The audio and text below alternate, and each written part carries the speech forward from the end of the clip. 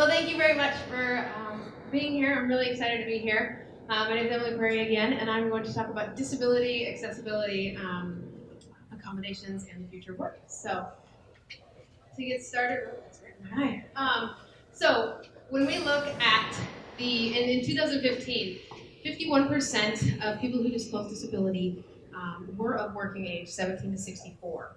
Of the 51%, Okay, 35.9% of those people were working. They were employed in all of our organizations, 35.9%.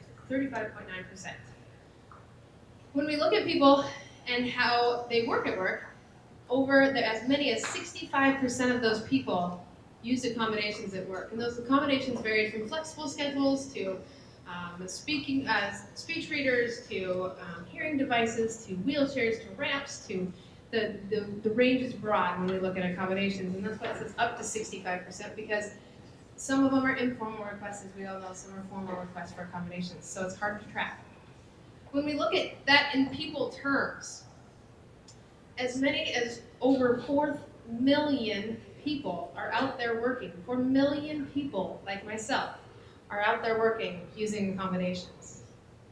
Think about that for a moment, because if those 4 million people didn't have accommodations and we weren't thinking about technology, what would that look like in the future of our work? So, let's get into this a little deeper. 1 in 5 people currently report having a disability, and that's often underreported because of the stigma that comes along with disability.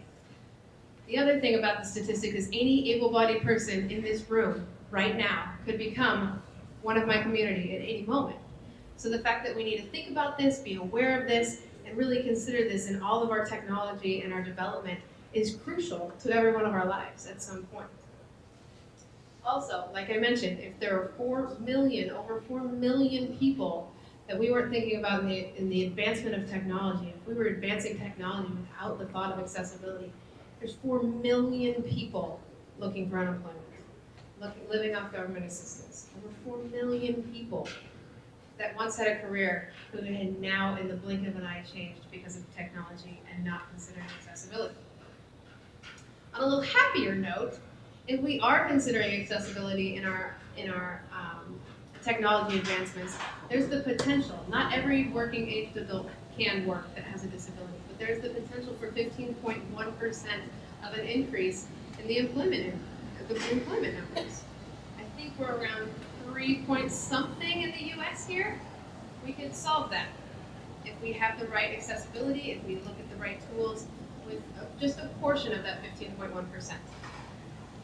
Then we also look at the diversity of thought. How many of you have ever used an automatic door button? I'm not going to make you raise your hand, but how many of you actually had to use that due to a disability?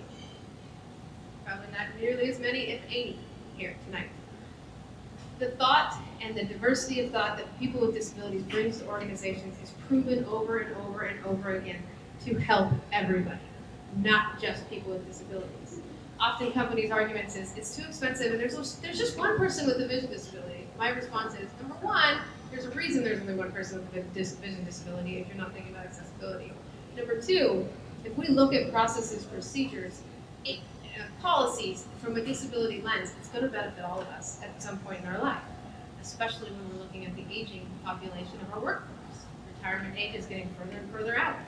We got to be thinking about this not from a disability standpoint, from just a pure accessibility standpoint. So, what is your jobs here today?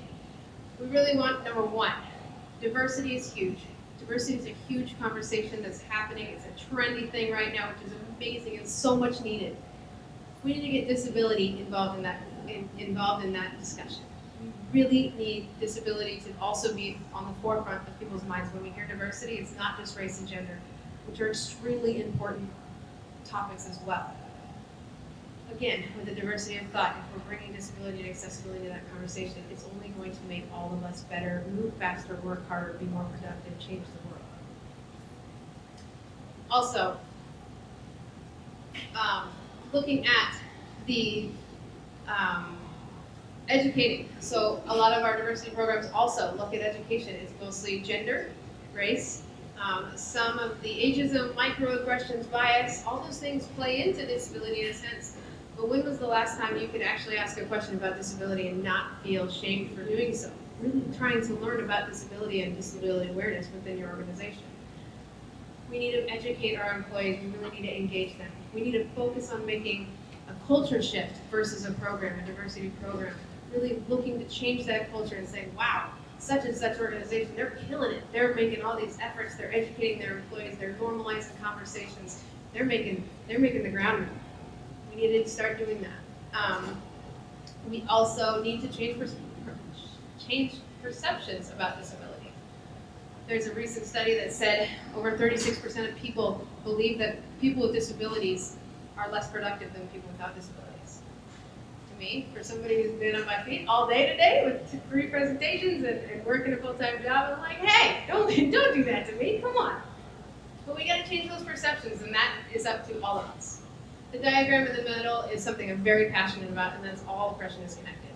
If we can link our arms and come together instead of this oppression Olympics kind of thing that's going on in a lot of organizations. We need to race, no gender, no disability, no ageism, no this, no that. Let's link arms and figure out how to solve this and burn it to the ground, like Katie said. We are powerful, we move faster, and we are better together than separate. And then lastly, really engaging employees in these conversations. Employees, staff, families, anybody who you're working with in the conversations around disability. It's, again, getting that engagement, really learning what we need instead of guessing, trying to figure it out and then saying, oh, right, we got to do this over again because now we messed it up. We didn't think about accessibility. So, the good news is, not all this is up to all of you, HR. Anybody here tonight, anybody listening on YouTube, anybody anywhere, it is all of our jobs. The reason Insight, the organization I work for, was founded was because the 2 founders were asking children with and without disabilities, what do you want to be when you grow up? What do you want to do when you grow up? Kids without disabilities, I want to be a fireman, I want to be a policeman, I want to be an astronaut, I want to do this, I want to do that. Firing off things, 100 at a time. Kids with disabilities would sit there and look, quiet, and then look up at their parents. Anybody in this room that has influence over children, we need to have expectations and goals for our kids, all kids, every kid of every ability, of every color, of every economic status. Without hope, they are not going to grow up to be productive and have a purpose and be excited about having a career just like the rest of us. And that's up to all of us. Don't lower your expectations, whether that's kids, whether that's your coworkers, whether that's your employees, whoever that is. Never lower your expectations for people with disabilities. Give them the tools they need. Find out how to support them. Don't leave them in the dark and just say, figure it out. But don't lower your expectations. It's disrespectful and it's so discouraging for a person with disability to have that experience. And then looking at really normalizing this conversation. I talked to many organizations from here to California about normalizing the disability conversation. We need to start talking. We need to start asking, as I call them, the 6-year-old questions.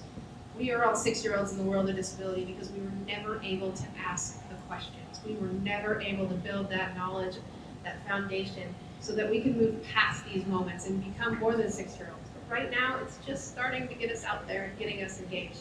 So let people really normalize the conversations in your organizations and your families. And I actually learned this from a transgender coworker of mine. And they said, hey, when somebody asks, is that a boy or a girl? Don't tell them when a kid asks, is that a boy or a girl? Don't shun them, don't shame them. All that teaches them is that we don't talk about that. We need to be shameful of that piece of us. We need to be in hiding. No. Obviously, we can teach the kids to ask in a respectful way, and we can answer, oh, I have a guide dog because my eyes don't work as well as yours. And that's why she helps me stay safe. We can answer those questions. It's not something we have to hide, and that's what's teaching our young kids how to navigate through this world much differently than all of us do. And then asking the questions. Find people you can ask the questions to. Look, I don't trust the internet. But find people that are willing, like myself, to talk about disability, to talk about my experiences with disabilities. Not everybody has to and not everybody will, and that's okay too. But find people you can trust, engage with them, ask for community engagement groups if you don't have enough employees at your organization. Organize a focus group. Find some way to communicate with people people with disabilities to find out, ask these questions, get raw, get real, just like I said, about this issue. Finally, to wrap up, technology and accessibility can literally make or break me and people like me in my community. I can work every day because of the accessibility features I have on my computer. I can come here today because of the technology and the accessibility we have available. However, if you take that away from me, no matter how hard I try, no matter how hard I squint or strain or try to read my emails, without accessibility, without voiceover, without Zoom, without those things, I cannot be in the workforce. Many people around diversity, and this is an important final closure, every oppressed culture may not be comfortable in their environment. They may not have a great experience in their environment, but the bottom line is they can still do their job other than external stresses. If I don't have what I need, I can't even come in the door and do my job. So my ask today is think technology, think advancements, and please keep accessibility integrated in